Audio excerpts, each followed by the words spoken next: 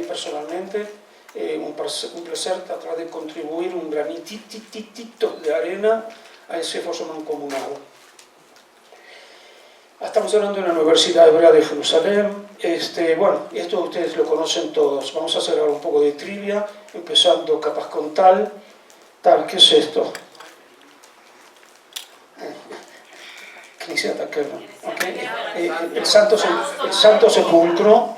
Tenemos la mezquita que todos conocemos, la mezquita de la Roca con la cúpula dorada. Este es su interior, esta es la iglesia rusa del centro de Jerusalén, Homot Yerushalayim, las murallas del Migdal David,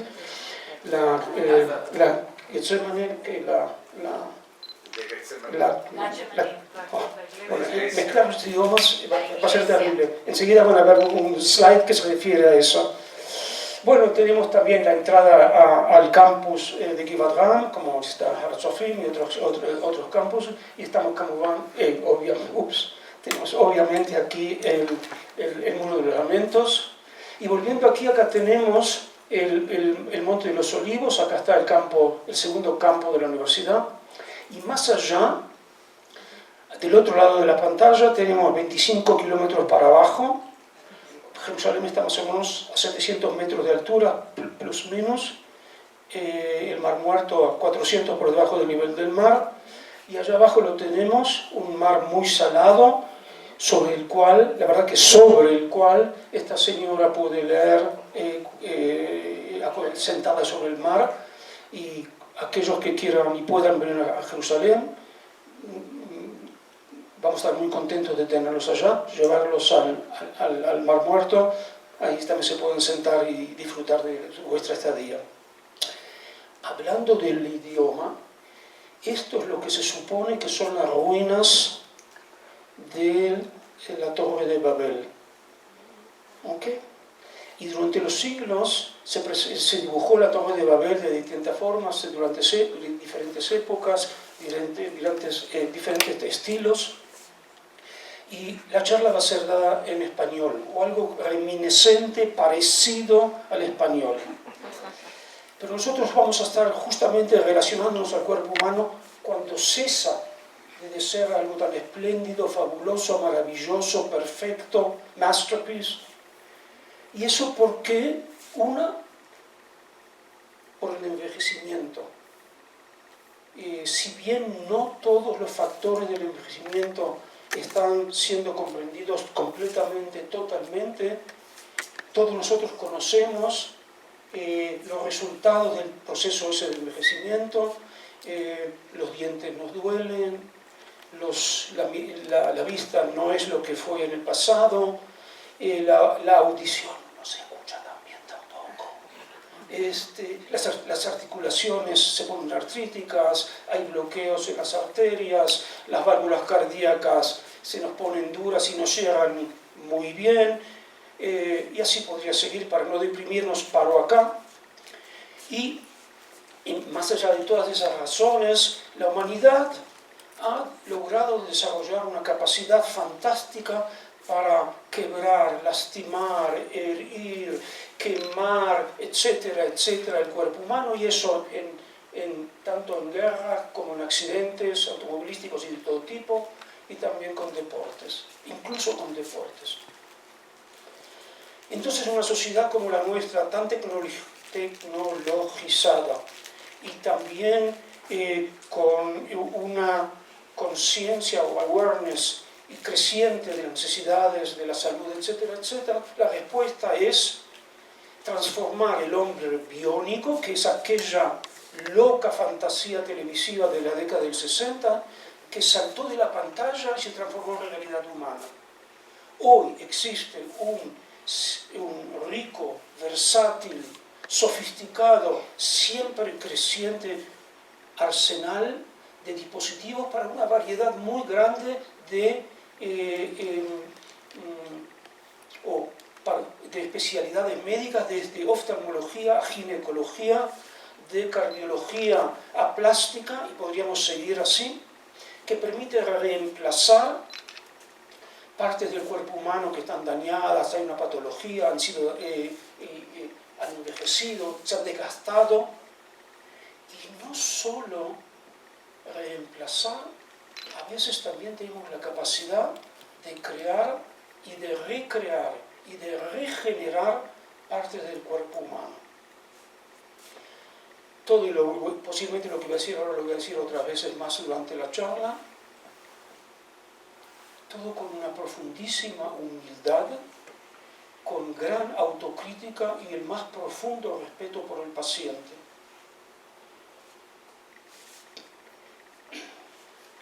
Bueno, desde que el hombre sabía crear y manejar herramientas, también lo usó sobre su cuerpo. Esto es lo que se considera la trepanación, lo que se considera la primera operación que el hombre ha hecho en su historia. Esto puede comenzar en la época neolítica, 3500 a.C. Hay quien dice que es de la mesolítica, que nos llevaría a 10.000, 12.000 antes de Cristo. No nos detendremos ahora cómo, etc. Y tenemos también ejemplos como este. Los dos son del Egipto antiguo. Este es un diente postizo hecho de madera. Este dedo gordo del pie pertenece a una señora egipcia de 50 a 60 años que parece que fue muy bien usado, primero porque está muy gastado y sigue conectado, la momia sigue para allá. Y estos son dos ejemplos, estamos hablando 1000 y poco antes de Cristo. Desde esos tiempos pues, se ha hecho mucho avance también en la protésica. Y la historia está llena, repleta de cuentos y de anécdotas y de desarrollos, algunos de ellos totalmente increíbles, hasta que también hubo expresiones no solo en la historia, pero también en cuentos y leyendas, como tenemos acá a Captain Cook, acá peleando con Peter Pan. También tenemos al capitán Pata de Palo, y tenemos aquellos que tenían que usar también el garfio y también la pata de palo. Entonces también hay una vertiente de historias y de cuentitos y de leyendas. Y llegamos al siglo XX, y paro aquí porque este es un hito, un momento muy importante en la historia de lo que estamos hablando.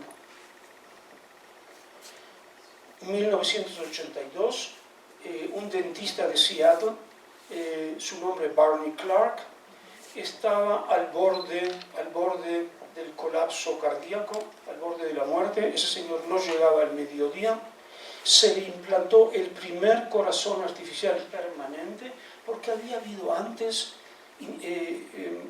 operaciones en las cuales se implantaba, incluso en 1969, se implantaba algo que no era un corazón, pero un pseudo corazón que permitía, hopefully, mantener al paciente vivo hasta que apareciese un donante.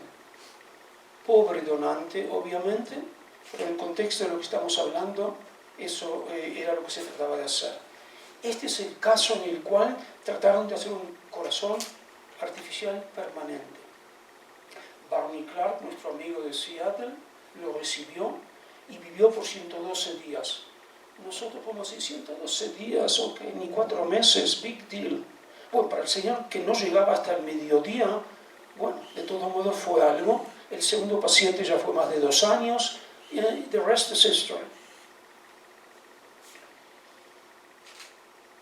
Y bueno, entre tanto se han desarrollado, como yo les mencionaba, ese arsenal tan rico de dispositivos que van de algo relativamente simple como este lente de contacto, como puede ser los lentes de contacto que algunos de ustedes puede ser que tengan y que estén viendo la pantalla ahora a través de ellos.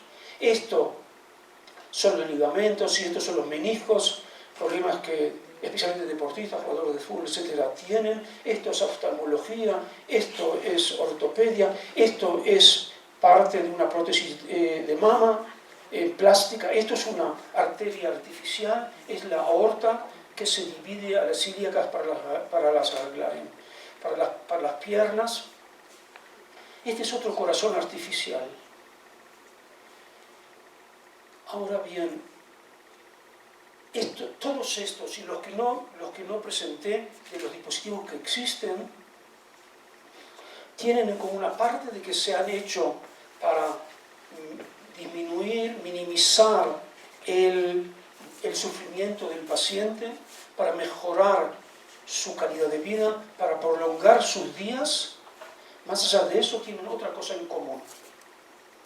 Y lo que tienen en común es que entran en contacto directo, íntimo y prolongado con el entorno biológico dentro del cual van a ser implantados. Diferentes materiales, diferentes lugares en el cuerpo, diferentes. Y de todos modos, eso del contacto entre el implante, el dispositivo médico y su entorno, proteínas, células, etc., es algo que es común a todos ellos. Y lo que pasa en el diálogo entre el implante y su entorno biológico es de la más profunda importancia. 2 ejemplos. Una válvula cardíaca, estamos antes de 1966, esta bola estaba hecha de una silicona. La silicona absorbía lentamente, gradualmente, absorbía los componentes hidrofóbicos que tenemos dispersos en la sangre, lípidos, colesterol, derivado del colesterol, etc. Y absorbía hasta que su peso, y más importante incluso, su volumen fue tal que se transformó en esto. Acá la bola, cada vez que el corazón se contrae, en cada sístole la sangre sale, levanta la bola y la sangre fluye alrededor de la bola, que está enjaulada en esta especie de jaula. Acá, como vemos, la bola ha crecido, ya no se puede levantar, ya cierra mal, se ha debilitado tremendamente, y en los casos en que también se rompió, porque ya estaba débil por toda la absorción de los lípidos, etc., se rompió, se escapó de la jaula, solamente decir Kaddish a la persona. Un ejemplo de las interacciones, en este caso tiene que ver con el bulk, con el volumen mismo del dispositivo. La otra tiene que ver con la superficie. Acá tenemos una célula, no importa qué tipo de célula, tenemos una superficie polimérica, no importa qué polímero es. Tomemos esto como una situación de equilibrio. Ahora cambiemos la química de la superficie esta, no mucho, poquito. Hagámosla un poquito más hidrofílica o hagámosla un poquito más hidrofóbica. No dramático. Veamos qué pasa con la célula. Bueno, acá cambiamos la superficie un poquito a la derecha y la célula no le gustó lo que hicimos. Se puso muy tímida, muy introvertida y se achicó todo lo que pudo el área de contacto entre ella, la célula, y la superficie sobre la cual está sentada o depositada. El otro, podemos decir, bueno, ok, perdón, célula, vamos a movernos para el otro lado. Y bueno, veamos lo que pasa ahora. Bueno, la célula contentísima se expande y maximiza todo lo que puede el contacto de ella con la superficie, que ahora sí le gusta mucho. Y lo que quiero acá decir, parafraseando un poco a Neil Armstrong, un pequeño cambio en la química, un profundo cambio en la biología. Y acá tenemos los 2 ejemplos, uno de la superficie y uno del bulk, que hacen mucho al éxito del implante, del dispositivo.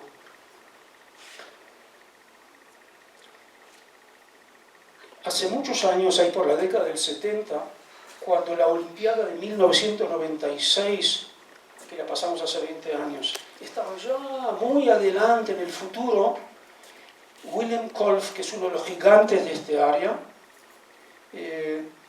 dijo lo siguiente: en la Olimpiada de 1996, un corredor de maratón que tiene un corazón artificial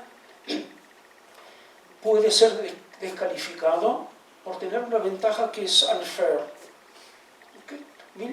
Eso lo dijo más o menos en 1970. Han pasado los años, también ha pasado 1996, pero todos sabemos qué es lo que voy a decir ahora. Oscar Pistorius, Beijing, y acá lo tenemos al joven que después se complicó la vida muchísimo, trágicamente, criminalmente, pero llegó al New York Times en 2007 preguntando, ¿is he disabled or too able or over able? Bueno, sí, no todo se entiende, no todo se sabe, no todas las implantaciones han sido exitosas, pero de todos modos, lo que estamos hablando, esta ciencia de los biomateriales, los dispositivos biomédicos que se han desarrollado, constituyen para mucha gente, inclusive el abajo firmante o el enfrente hablante, constituye la revolución terapéutica más importante de la segunda mitad del siglo XX. Yo supongo que la revolución más importante de la primera mitad del siglo XX fueron los antibióticos. La segunda mitad fue esto que comenzó muy chiquito y que se transformó en algo fundamental y parte integral de todas las proceduras quirúrgicas que se pueden hacer. Bueno, nosotros, un poco de atrevidos, la verdad, queremos reemplazar tejido vivo, que es el resultado de millones de años de evolución, durante los cuales hubo procesos de evolución, de optimización, y que han generado tejidos que tienen la capacidad de autocurarse, puede ser una traducción correcta, self-repair, ¿qué se llama? Más o menos, ¿okay? y de regeneración. Y los dispositivos, la gran mayoría de los dispositivos son pasivos, no son dinámicos. Nosotros cambiamos de niño a mayor y de mayor y después downhill. Una de las respuestas que este área ha tratado de dar tiene que ver con ingeniería de tejidos. ¿Qué dice la ingeniería de tejidos? ¿Qué pretende la ingeniería de tejidos presentar?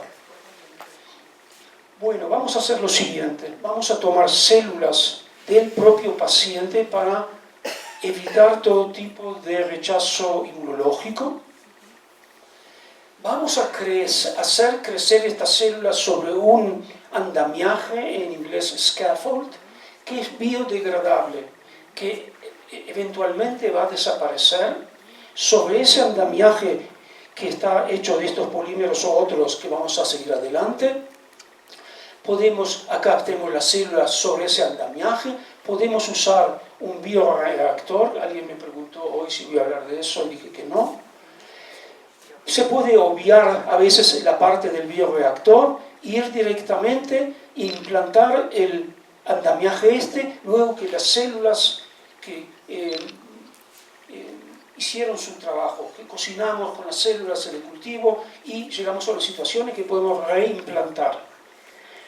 Y hay otra posibilidad, que es venir directamente de este lado y crear todo dentro del cuerpo humano. Nosotros al fin del día somos el bioreactor ultimativo. Ahí están las temperaturas, todas las señales biológicas, el ritmo, el régimen mecánico, etc. Este es un trabajo de nuestro laboratorio con un colega, el profesor Gad Marron, en la cual creamos un andamiaje con polímeros biodegradables desarrollados en nuestro laboratorio. Y acá vemos las fibras del andamiaje que vienen en bundles, así en grupos de 4 fibras. Eso fue implantado en perros por más o menos 100 días y miren lo que ha pasado. Parte del andamiaje ya se ha degradado. Esto es una histología y vemos que el tejido penetra entre las fibras. Estos son polímeros que son más lentamente degradables. Estos son polímeros que se degradan más rápido y ya se están degradando. Es más, no solo que hay penetración de tejido, como que estamos regenerando el tejido. Acá ahora agregamos otro tipo de staining. Acá tenemos otra vez las fibras. Acá tenemos los polímeros que se degradan. Y acá tenemos elastina, como que el tejido que se va formando tiene la capacidad de una respuesta, de un comportamiento elástico. Otro tipo de staining, y acá vemos lo siguiente, espero que la luz nos permita. Tenemos colágeno en azul, que es muy importante para las propiedades mecánicas del tejido que estamos regenerando. Ok, muchas gracias. Y también vemos acá, no sé si ustedes lo pueden ver de ahí, acá si ustedes pueden ver células rojas, ¿se dice? Glóbulos rojos. Glóbulos rojos que están acá. Todos estos se llaman vasovasora y son vasos capilares. ¿Puede prender la luz, por favor? Gracias. Vasos capilares que traen la vascularización al tejido que se está creando. Esto es tissue engineering, esto es ingeniería de tejido. Esto ya no es un pedazo de polímero diagonal, un plástico, que hace el trabajo más o menos como tiene que hacer, pero es tejido dinámico con la composición, con la elastina, con el colágeno y con la vascularización. Bueno, este área tiene, sí, muchísimas preguntas que plantea, que son subgenéricas, que son especiales, que son nuevas, como otras áreas como la genética, plantean preguntas que son más allá, que son de importancia para todos nosotros, que tienen que ver con la cultura, con los valores de la sociedad también. Una tiene que ver con el mero concepto, ¿qué pasó? ¿Nos enloquecimos? A nosotros nos enseñaron en las últimas décadas a estar muy preocupados por todo tipo de materiales químicos.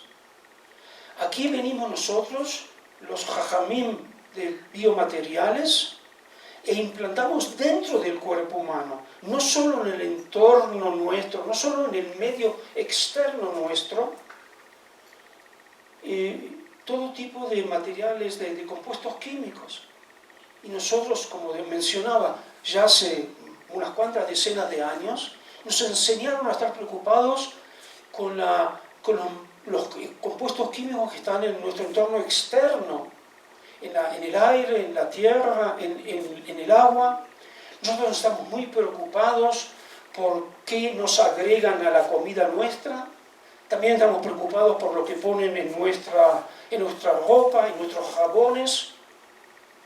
Y ahora vienen los señores estos de biomateriales y meten dentro del cuerpo, en contacto íntimo y muy prolongado, compuestos químicos, y después van a ver que incluso nosotros hacemos reacciones químicas dentro del cuerpo.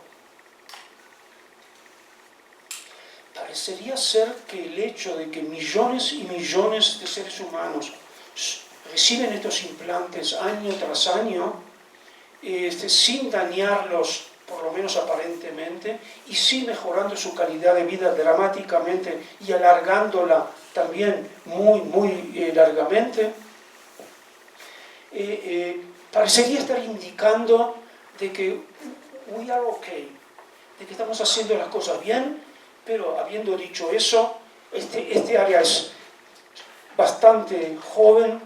Veamos en las próximas décadas qué es lo que pasa, pero parecería ser que estamos no creando nuevos problemas y sí solucionando unos cuantos. Y después hay otra serie de preguntas más importantes y menos importantes. Bueno, preguntas que tienen que ver con la ética de cómo se hacen estas cosas. Ética que tiene que ver cómo se hacen los estudios en animales en sí y también luego con seres humanos. Tiene que ver con preguntas que tienen que ver con si se puede patentar un cierto tipo de tejido. Es un concepto nuevo. Hay un cierto tipo de tejido específico nuevo, si ese tejido puede ser patentado o no, y cómo se hace. ¿Cómo va a ser la main claim del patente ese, Roberto?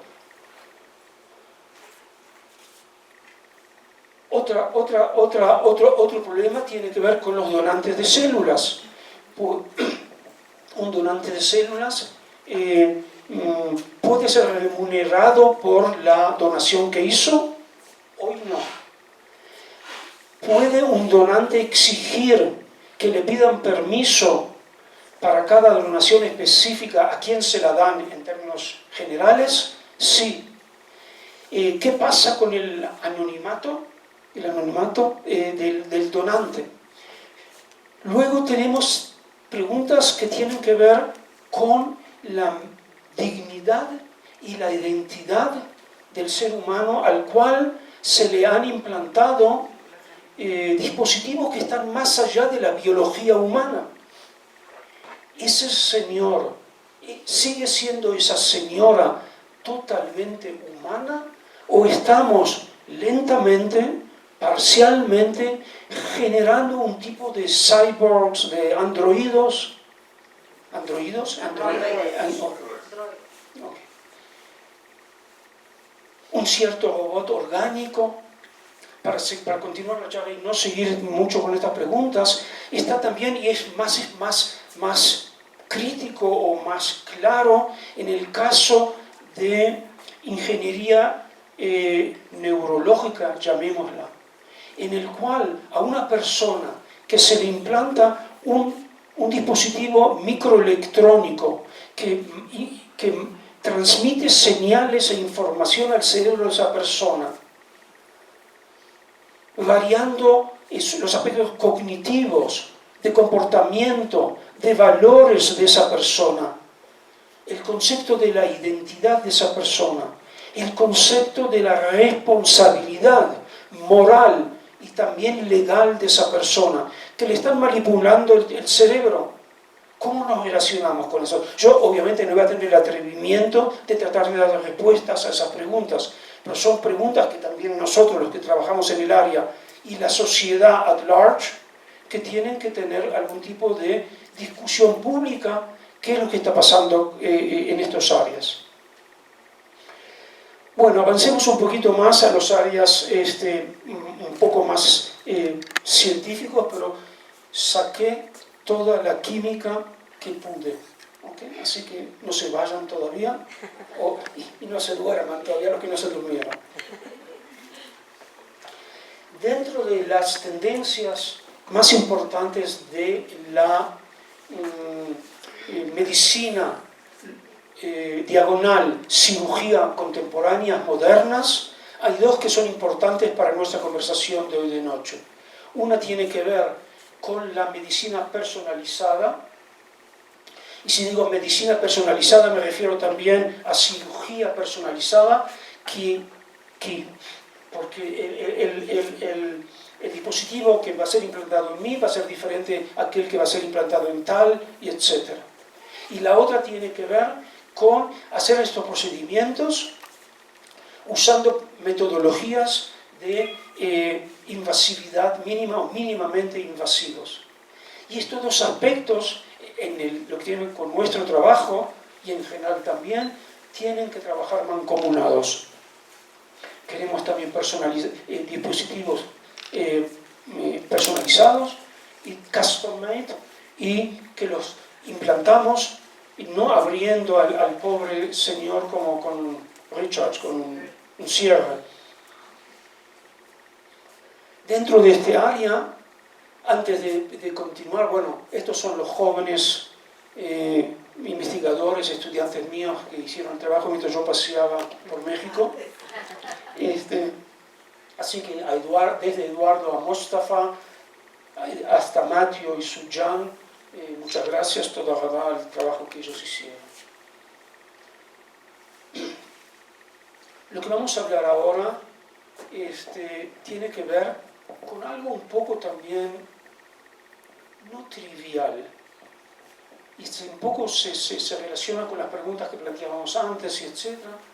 Estrategias para el desarrollo de dispositivos biomédicos generados in situ.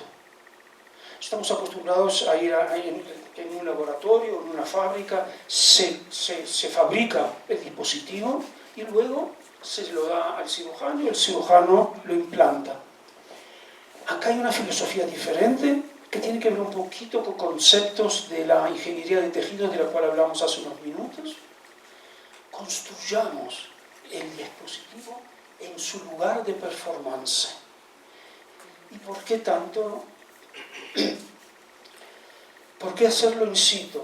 Bueno, porque primeramente nos ahorramos o le ahorramos al pobre paciente la cirugía abierta, y eso tiene importancia porque perjudicamos mucho menos a los tejidos y por lo tanto el sufrimiento, el dolor del paciente, de la familia, de su lugar de trabajo, etcétera, etcétera, el periodo de recuperación, el periodo de hospitalización, todo eso es afectado si podríamos hacerlo mínimamente invasivo.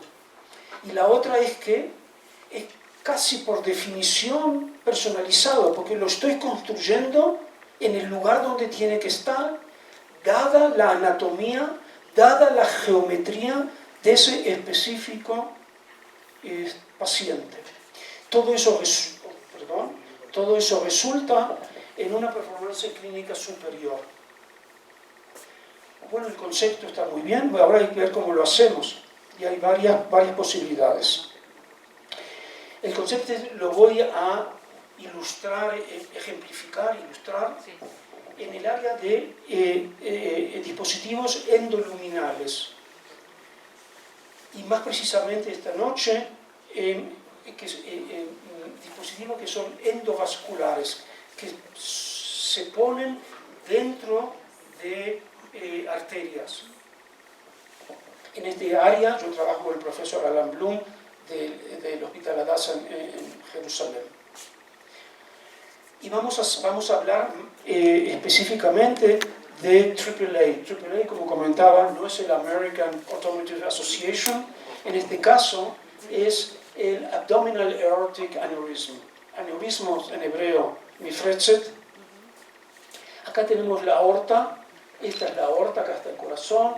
Bueno, esta es la aorta torácica, acá está la aorta abdominal. Este es el área que nos interesa, acá están los riñones, estas son las arterias renales. Y lo que pasa es esto.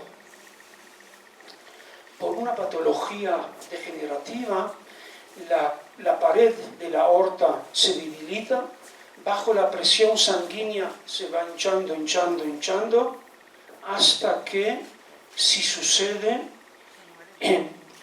si esto explota, va a ser una hemorragia catastrófica, y en el 80% por lo menos de los casos en que esto ocurrió, bueno, esos señores nunca llegaron al hospital, o llegaron... ¿qué?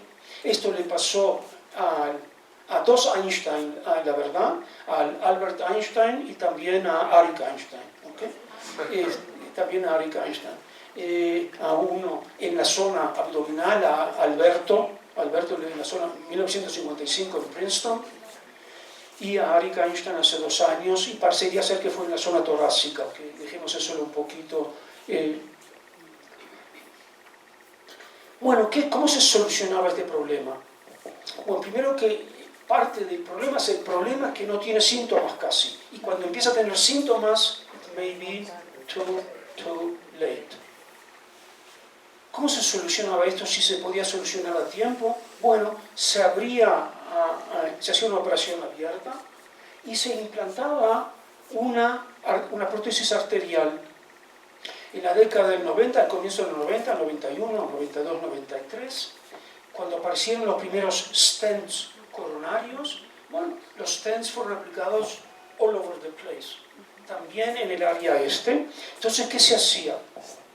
Obviamente esto empezó a ser entonces mínimamente invasivo. Se tomaba un balón, sobre el balón se ponía un stent, al stent se le cosía una de estas prótesis arteriales, se le cosía, enseguida lo vamos a ver, todo se le hacía un crutch, lo más chiquito posible, y se penetraba por la ilíaca, se navegaba hasta la zona del aneurismo, y ahí pasaba lo siguiente. Esto es lo que se hacía.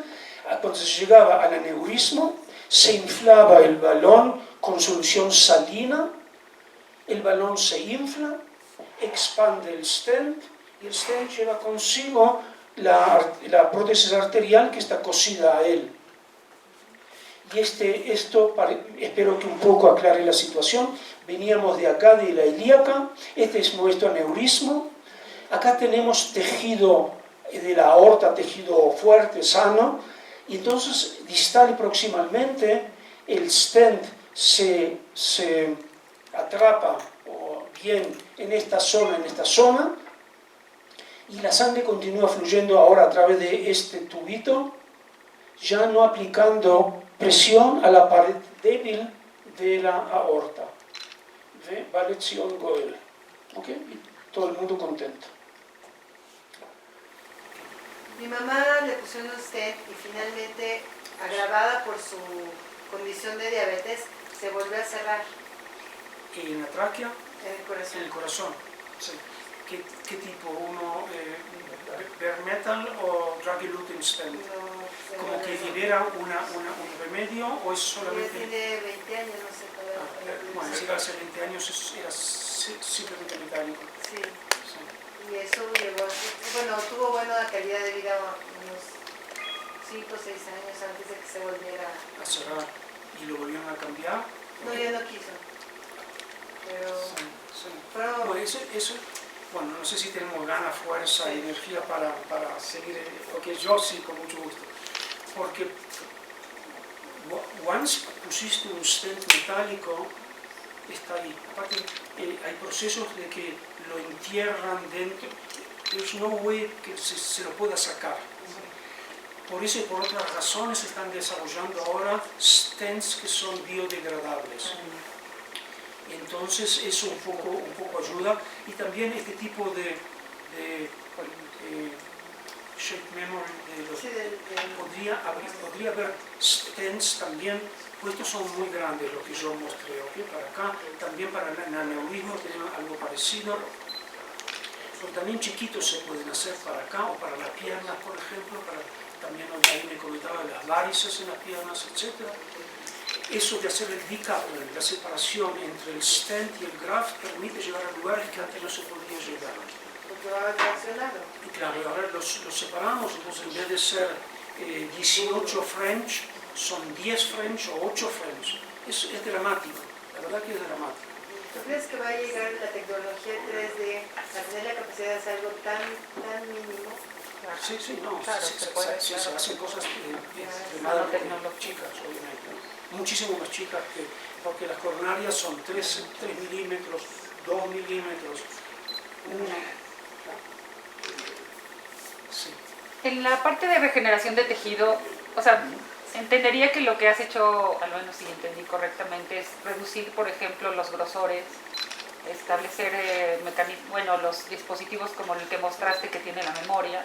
¿Qué pasa cuando quieres regenerar tejido internamente? O sea, hoy, por ejemplo, ¿Qué pasa cuando? quieres insertar tejido para que recupere, regenere el tejido, como puede ser tendón, cartílago, esa parte. Hoy se crece fuera, se introduce en el cuerpo y se espera que crezca y modifique y regenere. Pero sí podrías meter algún tipo de estos que tú haces, que además sea biodegradable, que dé oportunidad de crecer el tejido en la zona donde está y que después se degrade para no permanecer en el cuerpo. Pero no vi que mostraste algo de eso, o sea, es decir, que se pudiera generar no solamente para el paso de sangre o de líquido, de fluidos, vamos a llamar, sino que también pudiese regenerar en sitio el tejido. Sí, bueno, en el slide, no sé si te recordás, en el slide que mostré de las células de rojas, ahí sí, pero no lo vi en lo que tenía. Hay toda, pongamos así, la clásica de ingeniería de tejidos es esa. Ir al laboratorio, agarrar uno de los polímeros biodegradables que existen, poliláctico, poliglicólico, policaprolactono, crear por algún tipo de técnica el andamiaje, también sin forma, agarrar luego el cultivo de las células que tenés, meterlas adentro de alguna forma, y cocinar eso en un bioreactor. Cuando el dish está con las células, lo insertas. Okay. Eso tiene muchas cosas positivas. positivas, así empezó también la historia de la ingeniería de tejidos. En los últimos años, 10, pongamos, se está tratando de hacerlo diferentemente. Es más, bueno, se puede, pues te doy dos y yo no sé cómo, si nos van a entrar a tirar tomates o qué, ¿ok? Te lo hago cortita. Gracias. Una posibilidad es, sí, introducir un andamiaje sin nada, o con algún tipo de teaser, con algún tipo de estimulante que reclute las células de la zona y que en el lugar se empiece, que las células esas que las llamaste, mandaste un WhatsApp y empiezan a llegar, ¿okay? Esas células empiezan a segregar extracellular matrix, matriz extracelular, y se va lentamente recreando el tejido. Nos falta la vascularización, que ese es el obstáculo más grande para que el tejido sí crezca de toda la ingeniería de tejidos, hasta que Bianca me vino a buscar al hotel. Hasta ese momento era eso. ¿Okay? Se puede también hacer otra cosa más, y eso también empezamos a hacer hace unos años. Cambiar un poco la cronología de los eventos, la progresión de los eventos, es decir, hacer el andamiaje afuera o adentro y que luego, crear una solución de cultivo que tenga algún tipo de polímero misterioso que una vez que lo inyectas, estamos hablando de hueso, cuando tenemos un defecto en el hueso, inyectas esa solución fría, eso tiene que ver con otro tema del cual yo presenté en otros lugares. Eso tiene una viscosidad baja, una temperatura baja, pero a 37 grados forma un gel, que puede ser más robusto, menos robusto, y pueden pasar otras cosas más. Y entonces las células ya están ahí, y es el andamiaje que se crea alrededor de las células. Ese es otro concepto. Bueno, y podemos seguir hablando de eso. Muchas gracias. Muchas gracias. No, gracias.